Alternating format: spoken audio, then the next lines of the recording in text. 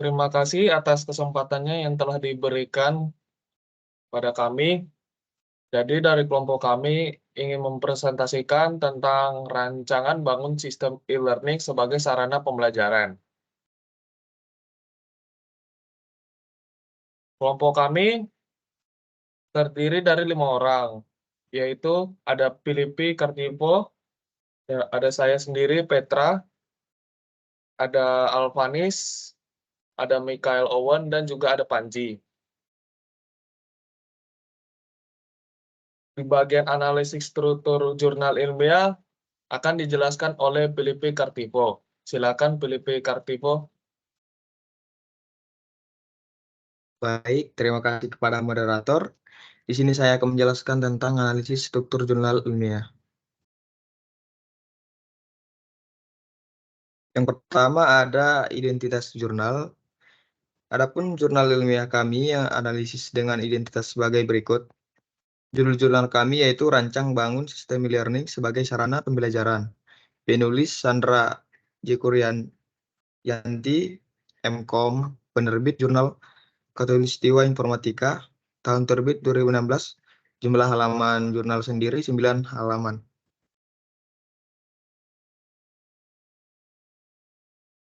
Yang kedua ialah abstrak yang terdiri dari Jurnal Khatulistiwa Informatika Form 4 nomor 1 Juni 2016. Itu sebagai penerbit dan tahun terbit. Adapun judul jurnal kami itu Rancang Bangun Sistem Learning sebagai Sarana Pembelajaran, dan Sandra Karyanti, MKOM, Program Studi Manajemen Informatika, EMIK BSI Bogor, Jalan Perintis Kemerdekaan C12, Mall Merdeka Bogor, Indonesia. Email Sandra BSI ACID sebagai penerbit, penulis, email, dan alamat universitas. 3. Pendahuluan yang berisikan tentang abstrak. Di bagian abstrak menjelaskan tujuan dari penelitian yang sangat spesifik serta memberikan informasi yang akurat dan juga menyertakan kata kunci yang relevan seperti learning, information, technology, learning application.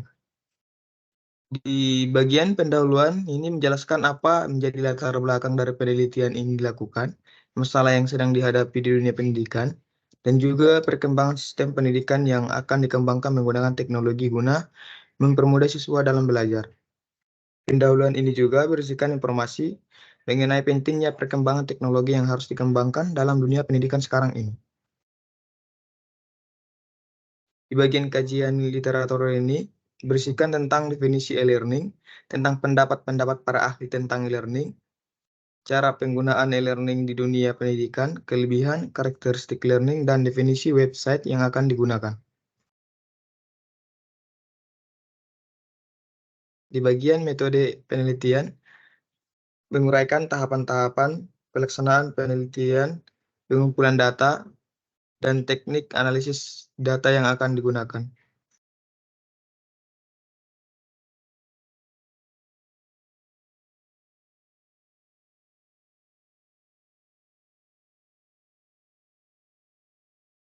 Di bagian pembahasan, di sini berisikan menguraikan tentang tampilan-tampilan atau gambaran dari hasil penerapan rancangan e-learning dalam sebuah sekolah setelah melakukan penelitian dan biasanya dibantu dengan data pendukung, misalnya foto, tabel, diagram, grafik, dan sebagainya. Hasil pembahasan dalam jurnal ini meliputi 4 halaman.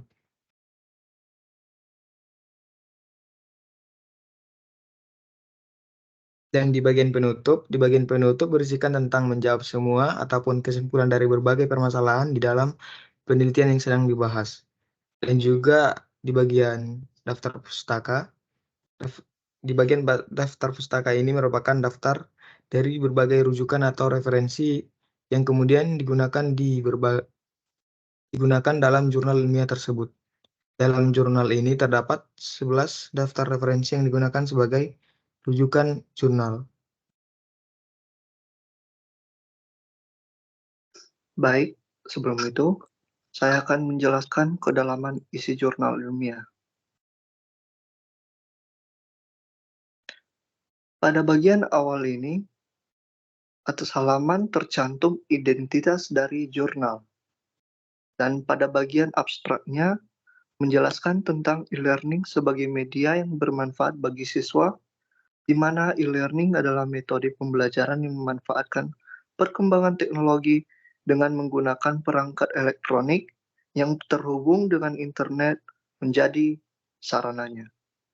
Dengan memanfaatkan e-learning sebagai media pembelajaran siswa, siswa dapat mengakses pembelajaran yang ada dimanapun dan kapanpun, dan memberikan fleksibilitas, interaktivitas, kecepatan, visualisasi melalui berbagai keunggulan media. Pada bagian pendahuluan juga dijelaskan mengenai pendidikan itu aspek yang penting, dan kebanyakan metode pembelajarannya masih menggunakan cara yang tradisional. Oleh karena itu, diciptakannya e-learning sebagai media yang membantu siswa dalam belajar, dengan materi yang telah dipersiapkan dan juga materi tersebut dapat diakses dimanapun dan kapan saja. Nah, pada bagian kajian literatur, di sini ada beberapa definisi e-learning menurut tokoh pendidikan yang menjelaskan e-learning merupakan sebuah teknologi yang dijembatani oleh teknologi internet dan mampu memberdayakan, mendistribusikan, dan meningkatkan hasil belajar. Bagian analisis ini memaparkan 3 konsep pada e-learning, di mana konsep tersebut tidak hanya terbatas pada penyedia materi, pembelajaran secara online, tetapi juga mencakup struktur pembelajaran yang terorganisir, manajemen pembelajaran melalui LMS, dan proses evaluasi yang dapat dilakukan secara elektronik. Bagian ini juga menyoroti potensi positif dari penggunaan e-learning, terutama dalam peningkatan fleksibilitas pembelajaran, merubah paradigma siswa terhadap proses belajar, dan memberikan aksesibilitas lebih besar terhadap pendidikan. Nah, pada bagian kelebihan e-learning, analisis ini menunjukkan bahwa kelebihan e-learning tidak hanya terbatas pada aspek teknologi, tetapi juga mencakup efisiensi biaya, keringkasan materi, dan kemudahan pengujian. Keunggulan-keunggulan inilah yang secara keseluruhan menunjukkan potensi dari e-learning itu sendiri sebagai pendekatan yang dinamis, efisien, dan adaptif dalam penyampaian materi pembelajaran. Di bagian karakteristik e-learning, tidak hanya penggunaan teknologi e-learning, tetapi juga fokus pada keunggulan komputer, bahan ajar mandiri, dan aspek administrasi pendidikan yang terintegrasi secara teknologi. Pada bagian definisi website, analisis ini menggambarkan bahwa WWW adalah sistem informasi terdistribusi yang memanfaatkan basis hypertext yang memungkinkan pengolahan dan akses dokumen dengan berbagai jenis dan format. Pada analisis model pengembangan perangkat lunak, menunjukkan bahwa model air terjun atau waterfall menerapkan pendekatan sekuensial linear dalam pengembangan perangkat lunak, karena dalam hal ini memberikan kejelasan dan keterutan dalam proses pengembangan perangkat lunak, tetapi mungkin kurang fleksibel terhadap perubahan kebutuhan atau perubahan spesifikasi yang mungkin muncul selama perkembangan. Baik, selanjutnya akan dijelaskan oleh kawan kami Panji Artama. Terima kasih. Analisis pada bagian ini menjelaskan tentang definisi Entity Relationship Diagram atau ERD dari 2 sumber yang berbeda. Yakub 2008 menjelaskan ERD sebagai model jaringan yang menggunakan susunan data secara abstrak. Sementara Sukamto dan Salahuddin 2013 menggambarkan ERD sebagai diagram yang merancang hubungan antar tabel dalam basis data. Secara umum, IRD adalah representasi visual dari hubungan antar entitas dengan atributnya dalam sebuah sistem, membantu dalam merancang dan memodelkan struktur data dalam basis data. IRD menjadi landasan untuk analisis dan perancangan basis data, karena menggambarkan data yang dibutuhkan serta hubungan antar entitas. Selanjutnya, analisis ini menjelaskan konsep dari Logical Record Structure atau LRS berdasarkan Tabrani 2014. LRS terdiri dari nomor tipe record yang diwakili oleh kotak persegi panjang dengan nama yang unik di luar kotak. Perbedaannya dengan Entity Relationship Diagram atau IRD adalah penempatan nama tipe record di luar kotak dan letak field tipe record di dalam kotak. Selanjutnya, teks ini menjelaskan metode pengembangan perangkat lunak berbasis model waterfall yang terdiri dari 5 tahap, yaitu analisis kebutuhan, desain, pembuatan, kode program, pengujian, dan pendukung atau pemeliharaan. Selanjutnya, analisis ini membahas tentang struktur navigasi yang dibahas pada gambar di slide berikutnya. Analisis pada gambar ini menunjukkan tentang struktur navigasi untuk guru secara detail setiap langkah-langkahnya. Selanjutnya di bawahnya, analisis gambar ini menunjukkan tentang struktur navigasi untuk siswa secara detail dan setiap langkah-langkahnya.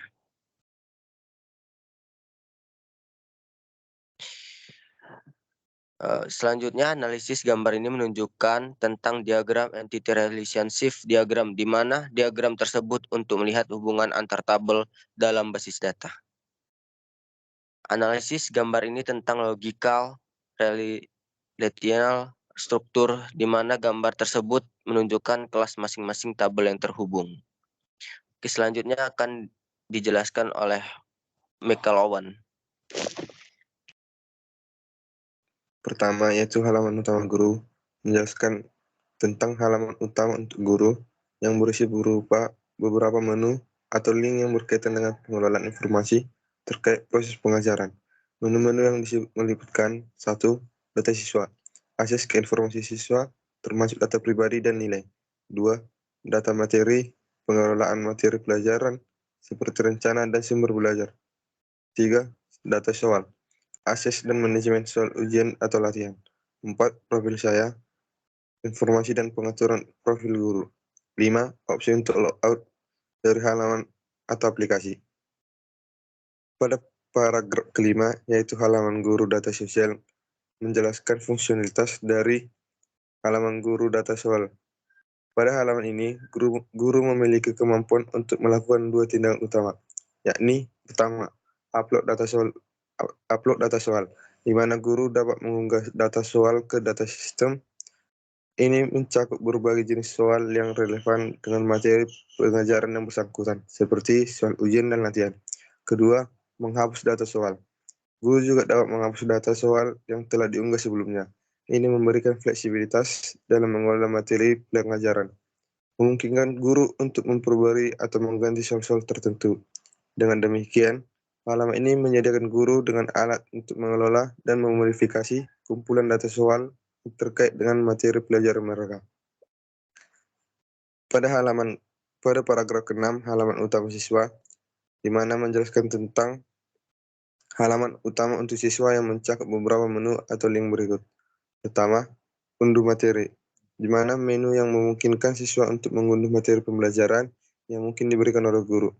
Kedua, soal latihan, akses ke soal latihan yang dapat membantu siswa mempersiapkan diri untuk ujian atau memahami materi pelajaran. Ketiga, lihat transkrip, menu yang memungkinkan siswa melihat catatan akademis atau transkrip nilai mereka, termasuk nilai dan pengembangan akademis. Keempat, profil saya, di mana menu tersebut berisi informasi dan pengaturan terkait profil siswa. Kelima, keluar, opsi untuk keluar atau logout dari halaman atau aplikasi. Jadi, halaman utama siswa ini dirancang untuk memberikan akses cepat dan mudah ke informasi dan fungsi yang relevan dengan pembelajaran dan pengenalan akun siswa. Pada analisis ke dalam isi jurnal di dalam halaman 8, yaitu di paragraf penutup menjelaskan merangkum pentingnya perkembangan teknologi, khususnya dalam konteks e-learning, dalam mempermudah akses informasi. Pesatnya pertumbuhan dan penggunaan internet memicu lembaga pendidikan untuk mengadopsi sistem e-learning guna meningkatkan efektivitas dan fleksibilitas pembelajaran.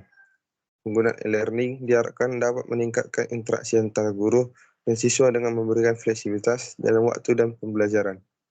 E-learning dijelaskan sebagai cara untuk mengubah pandangan siswa tentang pembelajaran, bahwa pembelajaran tidak hanya terjadi di dalam kelas, melainkan dapat dilakukan di mana saja dan kapan saja. Kesimpulannya, e-learning diharapkan membuka pikiran siswa terhadap konsep pembelajaran yang lebih luas dan fleksibel.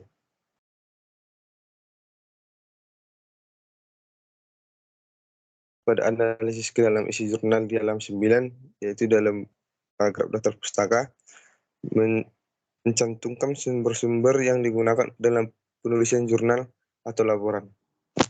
Selanjutnya, pada bagian analisis keterbahasaan, jurnal ilmiah akan dijelaskan oleh teman saya, Petra. Baik, terima kasih Michael Owen.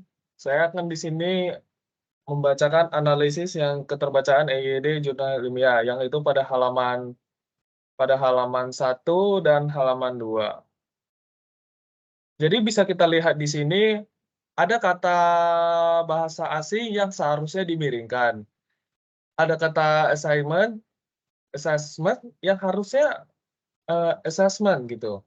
Dan ada kata manajemen yang seharusnya manajemen karena itu adalah bahasa asing.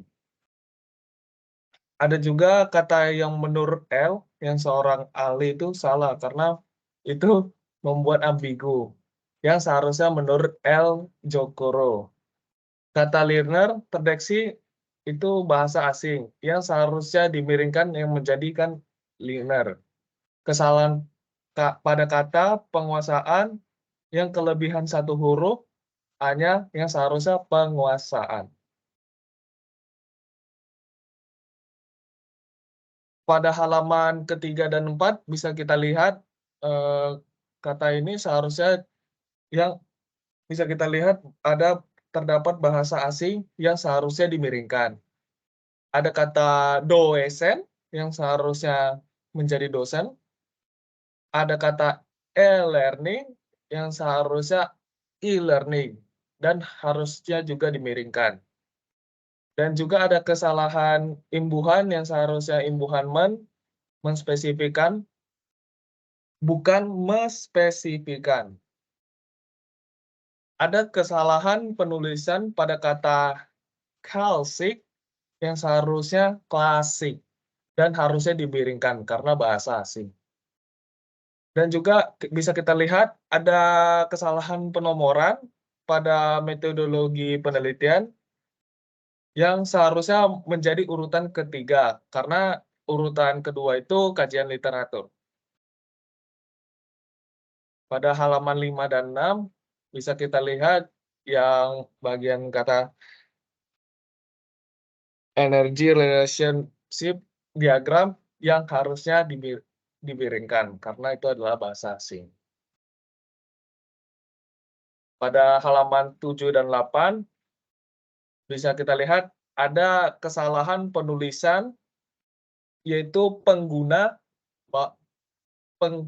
pengguna tapi P-nya dipisahkan yang seharusnya menjadi pengguna yang disambungkan saja. Pada halaman 9 bisa kita lihat pada bagian yang seharusnya perkara lunak yang bagian ini harusnya tidak ada tanda koma sesuai dengan buku aslinya. Demikianlah beberapa hal yang bisa kelompok kami sampaikan. Sebelumnya mohon maaf jika kami terdapat ada beberapa kesalahan kata. Sekian dari kelompok kami. Terima kasih.